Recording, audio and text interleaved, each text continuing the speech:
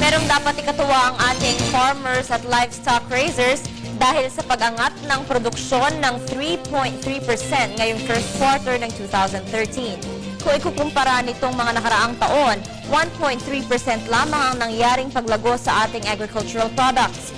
Ngunit sa unang bahagi pa lang ng 2013, nagpakita na agad ito ng kasiglahan. Ang pagtaas ng produksyong ito ay isang senyales na dire-diretso na ang pag-unlad ng agricultural industry at posibleng makatulong pa ang pag-angat na ito sa maliliit nating mga kababayan na nasa fishery, livestock, crop at poultry sectors. Tulong ng kape at kakao ay bumababa ang mga naitatalang karahasan sa Patikul-Sulu sa Mindanao. Lumiliit na rin ang mga insidente ng kidnapping.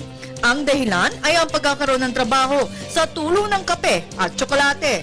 Isa sa mga naging susi ng pagbaba ng krimen ay ang paggawa ng alamid na kape. Sa tulong nito ay nagkaroon ng trabaho ang mga taga-Sulu.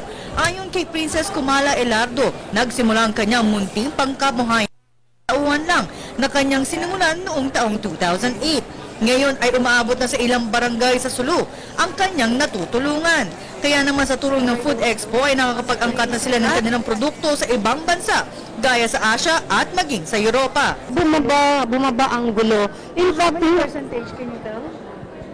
siguro sa partikulat sa Panamaw, napakalaki ng percentage. At yan lang napakataas na ano noon, di ba?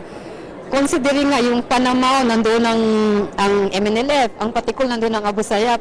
Pero ngayon, yung all the way from the town of Pulo to last town of Panamaw, wala nang ambush nangyayari sa area. Kaya yung ano doon talaga maganda ang economic at ang economic solution sa peace and order problem. Ayon kay Romeo Montenegro, tumataas ang bilang ng mga exhibitor sa Food Expo taon-taon na kung saan isa ang Mindanao na pinakamalaking probinsyang nakakapag-angkat ng lokal na produkto sa ibang bansa.